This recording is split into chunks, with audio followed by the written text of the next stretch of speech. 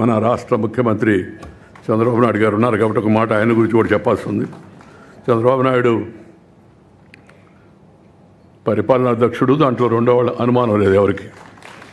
అభివృద్ధి కాముకుడు కూడా, అభివృద్ధి కాముకుడు. ఆలోచనలు కూడా మంచివి, కానీ ఆలోచన చాలా ఎక్కువగా ఉంటాయి, అదే సమస్య. మన ఉన్న సమయం గుర్తుపెట్టుకొని, మనకిచ్చిన అవకాశాన్ని గుర్తుపెట్టుకొని, అవకాశంలో చేయగలిగిన వాటిపైన ఎక్కువగా దృష్టి పెడితే మరింతగా రాష్ట్రం అభివృద్ధి చెందుతుందని నేను భావిస్తున్నాను. నేను బాబు కన్నా కొద్దిగా వయసులో కొద్దిగా పెద్దవాడిని అనుకుంటున్నాను. ఇద్దరు మొదటి నుంచి కూడా నేను ఒక తమ్ముడు కానీ సోదరుడు కానీ భావించేవాడిని, అలాగే మాట్లాడుతూ ఉండేవాడిని. మన రాష్ట్రాన్ని బాగు చేసుకోవాల్సిన అవసరం ఎంతో ఉంది. దాంట్లో అందరం కూడా ప్రభుత్వంతో సహకరించాలి, పార్టీలతో నిమిత్తం లేకుండా. ఎందుకంటే ఆర్థిక వ్యవస్థ చాలా దెబ్బతినిపోయింది. ఇందాక చెప్తూ ఉంటే మన కామెంటేటర్ మన రాష్ట్రం మన దేశం అని ఎంత పట్టుబడులు వస్తున్నాయని అవన్నీ అసలు లెక్కలన్నీ చెప్పకుండా నిర్మలా సీతారామన్ వింటది, వీళ్ళకి అన్నీ బాగున్నాయి మళ్ళీ ఇంకేం పర్లేదు అనుకుంటుంది. ఏం చెప్తున్నాను నేను పక్కన కేంద్రం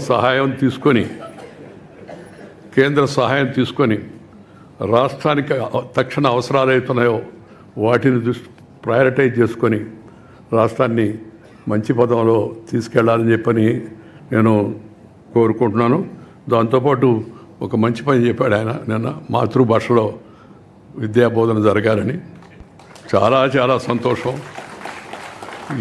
మన దేశంలో మన భాషలో మనం ఆడుకోకుండా ఇంకో భాషలో ఏంది అంటే ఇంగ్లీష్ నేర్చుకోకూడదని కొందరు అడుగుతుంటారు. సార్ ఎవరు చెప్పారు ఇంగ్లీష్ నేర్చుకోవద్దని? తప్పనిసరిగా నేర్చుకో. ముందు అమ్మ భాష నేర్చుకో. అమ్మ భాష కళ్ళ లాంటిది, ఇంగ్లీష్ భాష కళ్ళద్దాలు లాంటిది. కళ్ళుంటే కళ్ళద్దాలు పనిచేస్తాయి, కళ్ళు లేవని కొన్ని కళ్ళద్దాలు అటు పనిచేస్తాయి. అందువల్ల మన భాషను మనం రక్షించుకోవాలా, మన భాషను మనం ప్రోత్సహించుకోవాలా. విద్యా విధానం 10వ తరగతి వరకు, ఆ తర్వాత ప్రభుత్వ ఉత్తర ప్రత్యుత్తరాలన్నీ తప్పనిసరిగా తెలుగులోనే జరగాలి. ఆ మధ్య ఒక ఆఫీసర్ అడిగితే, సార్ ఒక కాపీ తెలుగులో కూడా కాపీ వేస్తున్నాం సార్ అని. ఏమంత దౌర్భాగ్యం మాకు తెలుగు వాళ్ళకి తెలుగులో కాపీ వేయడం, ఇంగ్లీష్లో వేయండి కాపీ ఒకటి వాళ్ళకి కావాలంటే. తెలుగు వాళ్ళకి తెలుగులో ప్రభుత్వ ఉత్తర ప్రత్యుత్తరాలు ఉండాలి. ఆ విషయంలో కూడా శ్రీ చంద్రబాబు చొరవ తీసుకొని పరిస్థితిని మరింత మెరుగుపరుస్తాడని చెప్పి నేను భావిస్తూ ఉన్నాను. ఈరోజు ఒక మంచి కార్యక్రమం సందర్భంగా నలుగురం కలిసి ఒక వేదిక మీదకి వచ్చి కొన్ని విషయాలు మాట్లాడుకునే అవకాశం లభించింది. నేను ఇందాకే చెప్పాను, నేను రాజకీయాల్లో లేను, కానీ ఆలోచనలు అయితే బాగుంది, ఆలోచన చేస్తుంటాం మామూలుగా. మనం చెప్పాను, నేను రిటైర్డ్ బట్ నాట్ టైర్డ్. పదవీ విరమణ చేశానే కానీ పెదవి విరమణ చేయలేదు. అందువల్ల దేశం రాష్ట్రంలో జరుగుతున్న పరిస్థితులపైన నా ఆలోచనలకు అనుగుణంగా నేను తిరుగుతూ ఉంటాను, నాకు చెప్పదలుచుకొని చెప్తుంటాను. ఎవరి ఇద్దరిని ఉద్దేశించింది కాదు, ఎవరికి చెడు సంకల్పించేది కాదు. నాకున్న అనుభవాన్ని జనంతో పంచుకోవాలనే ఉద్దేశంతో నేను రాయడం కానీ లేకపోతే మాట్లాడడం కానీ ట్వీట్ చేయడం కానీ చేస్తాను తప్పితే మరే కూడా కాదు. ఈ విషయాన్ని అందరూ కూడా అర్థం చేసుకుంటారని నేను భావిస్తున్నాను.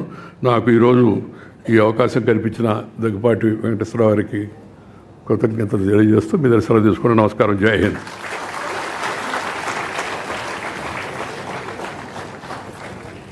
Thank you very much, sir. That was a wonderful speech. Now,